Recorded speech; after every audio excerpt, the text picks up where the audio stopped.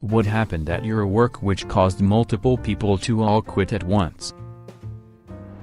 The boss went off on a tirade on me for something that wasn't my fault, and I got him to scream people like, "You are expendable pieces in this company and I can replace you tomorrow if I wanted to." 80% of the engineers quit the next day, simply didn't show up, including me. From what I know, the entire project folded because my now ex-boss couldn't find people to replace us because no one wanted to do the kind of work he was looking for at the salary he was paying.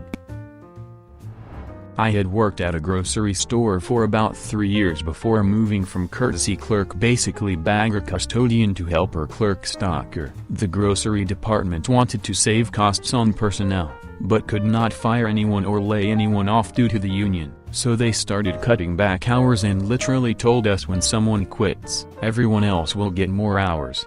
We were supposed to be 40-hour employees and they had us at 32 hours. 2 people quit and we were down to 24 hours. A third person quit, down to 16 hours. I do not know what their plan was, but they did not give us more hours as people left. They decided after 6 years it was time to do a drug test, even lost the CEO in that great idea. Cancelled all raises and bonuses for everyone except the CEO, his wife financial and and his son utterly useless IT. In a year where we have record profits and brought in almost double the clients, on top of announcing they are not looking to hire more people when we were already overwhelmed. Good part about it was when the majority of us quit, they lost almost every single client shortly afterwards to their competitors, and the company is now defunct. Word slipped out that the whole accounting department was being replaced, so they all resigned all at once.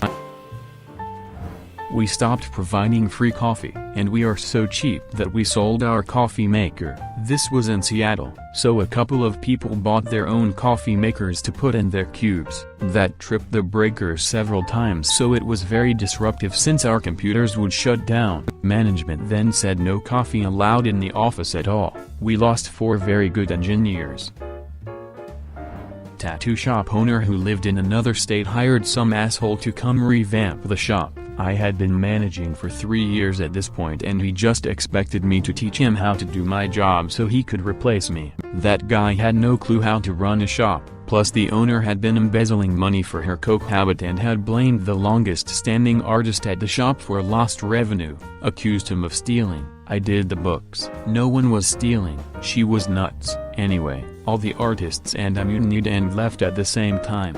Ducked them over good. With that idiot at the helm, the shop didn't last a year after we all left.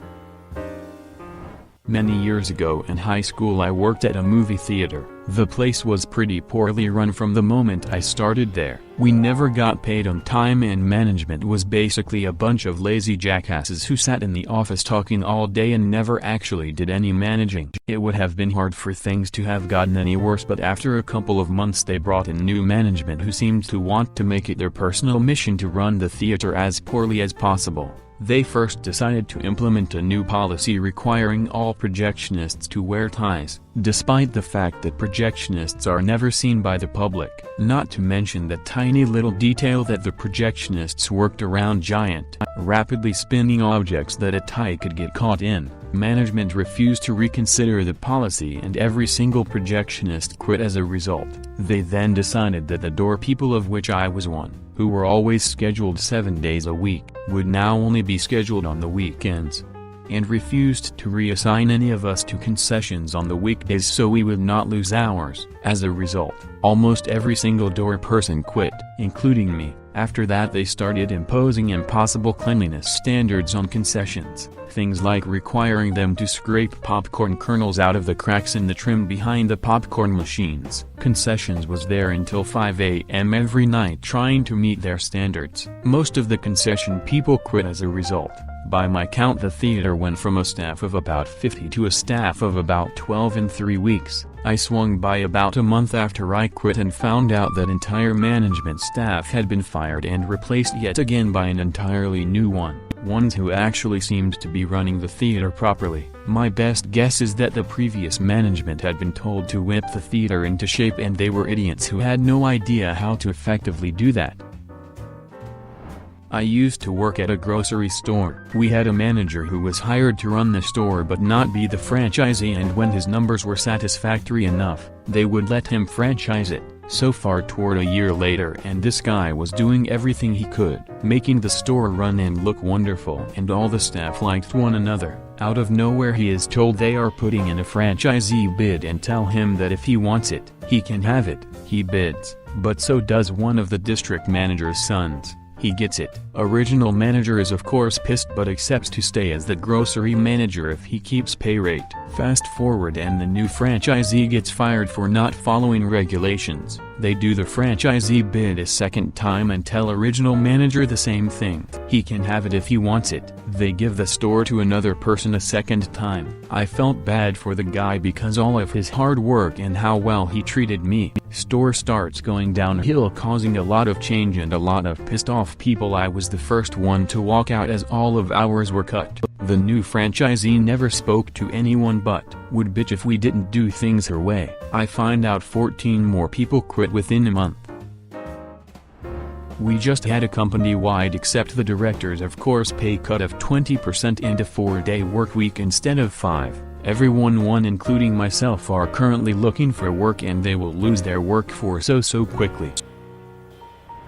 When I was 16, I worked in the concession stand at a minor league baseball stadium. Minimum wage at the time was $5.15 an hour. This job paid $8.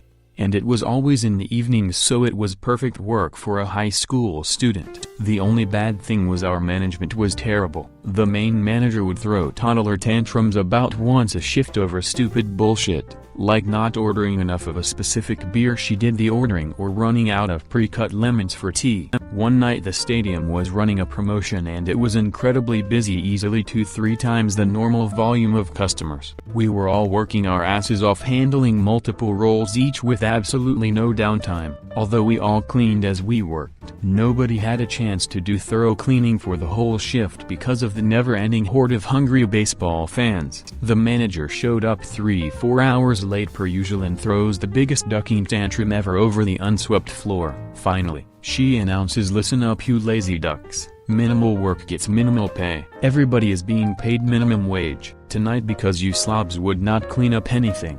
Both of our bartenders and the bar back quit on the spot, which caused a chain reaction. We all took off our aprons and hats to leave. She blocked the exit and was red in the face from screaming. So one of the cooks climbed out of one of the big serving windows where we served customers. So I did the same and most of the staff followed. Bear in mind that this all happened in front of like 200 plus customers. Of course, my final paycheck got lost, so I had to file a wage theft complaint with the Texas Workforce Commission. Promised a bonus at the end of the year, told everyone they will not be giving out bonuses due to the low company performance. Company had a successful year. Boss was in the middle of building a multi-million-dollar home. Brother-in-law manager just bought a nice home that year. I quit on the spot. Many others quit soon after. Oh ducking boy, I worked at Buffalo Wild Wings for a few years as a line cook. 2 different stores, same ducking pay. It was the type of work where you ask for a raise and they scoff and say yeah, me too. Anyways, I had been pretty dead set on quitting sooner or later. Our kitchen was very small. Most people ended up closing 4-5 days a week with doubles on the weekends, while still attending school full-time as it was a college town. On Super Bowl ducking Sunday, a useless CO worker who ducked out in the bathroom most the shift finally stopped showing, and in response the managerial staff delegated closing to my pal Jay. Dude was a ducking delight to be around. Hands down the best CO worker ever. Jay had told them that due to being a full-time student, he no longer wanted to be first in last out 4 p.m. 12 a.m. 1 a.m. on the weekends. They basically told him to go duck himself, and that they don't have any more shifts for him. Immediately, me and one other cook walked to the office and quit on the spot. Buffalo Wild Wings lost 4 cooks on Super Bowl Sunday, leaving them with 7 full-time students on the schedule. It was a managerial shit show. I was hired by the new owners to replace the existing manager. I was under the impression that he was moving on to another job somewhere. So after about 4 days I asked him where he is headed and if he is excited. He just looks blankly at me and says, "I am not going anywhere. I am just training you as the assistant manager." Right. The look I gave him must have been a great tip-off, because he got up and walked into one of the new owner's offices. After about 30 seconds they were screaming at each other. Then he just storms out of the office, grabs his stuff, gives me the finger, and leaves. Over the next few days I am trying to calm things with the employees. They are not faulting me, but now have a very bad taste in their mouths about the new ownership. Over about a 7-10 day time period my team shrank from 15 people down to 3. I hobbled along with that the best I could while we tried to hire new people. But the new owners were offering so little we had trouble finding people. After 3 months or so of that I started to get fed up and overwhelmed, and when the owners started to get on me about missed deadlines I had it. We were still only at 5 people, 2 of which were brand new and still training. They did not allow me to refuse work or push deadlines out. They expected the same output as a 15-person team. So after my 3rd day in a row of being berated for missing a deadline that was impossible to make, I quit. Worked at a Wendy's, and one of the regional managers started running a store because they wouldn't find new managers to replace the old ones. Well, anyways, this guy practically ran the place into the ground. Before he started running the store, most everyone liked working there as it was a good environment. A few months after, a couple of people quit because of him, and one day I roll in at 9 to help open the store and he comes out to my car as soon as I park. I was 15 minutes early and usually just sat in my car until 9, and tells me, "Hey, I needed to start early because the 3 openers just quit on me." We managed to get the store open and had a number of people from other stores help run the place until the people from the next shift came in. A couple days later I hear the full story of what happened from a CO worker. The regional manager is supposed to be at the store at 7 or so, and the openers 30 minutes later. He didn't actually show up until 8:30, so when the openers, already pissed at being at work really early and not being on the clock, saw the regional manager roll in and knew it was gonna be an awful shift, all decided that they were done with him and just quit right there. So at least 6 people quit because of him by the time I left the place, probably more left after me. I did landscape construction. The cheap-ass owner kept taking bigger and bigger projects while never hiring more help. We were all overwhelmed, stressed, and anxious as heck. One of our foremen quit and I followed suit a few days later. 2 more guys quit the next day. He was down to 3 guys for the obscene amount of work he wanted to do. Of course everything gets way behind schedule, but he is convinced it is not his fault at all. He went out of business less than a year later. I was working for a very large IT company. Before the tech bubble burst, we had a meeting with our new director and a VP. They were tired of people complaining about things that should be changed at the job and how they managed people. So they sat around 200 of us down in our auditorium, and the director said she did not want to hear any more complaints on how she was running things, and if we did not like, then there was the door, and that there was no way we had leave such a great job. Well, there was a mass exodus and probably close to 50 people left within 2 months. She and the VP were urged and given 0 reports. They were gone after a round of layoffs happened shortly after. A well-known colleague committed suicide, and we were told by management via a brief side note in an email about stats at the end of the day. It caused a lot of upset in the office and quite a few people did not return after this. Restructure of the way we are paid. What I used to do involved about 40% client interaction, 20% team CO worker interaction, and 40% paperwork and case coordination stuff. Based on what we do, that means only 40% of the time is technically billable, and there are really sticky rules for what is and is not billable. So, logically, we were being paid on a salary model. Q management saying we can only make money for the time we have that is actually billable. 1/4 of the department quit, 2 of us on the same day. Owners retired. They were literally the greatest people, both very sweet, but kept the place running like a well-oiled machine. They took pretty good care of us and their restaurant.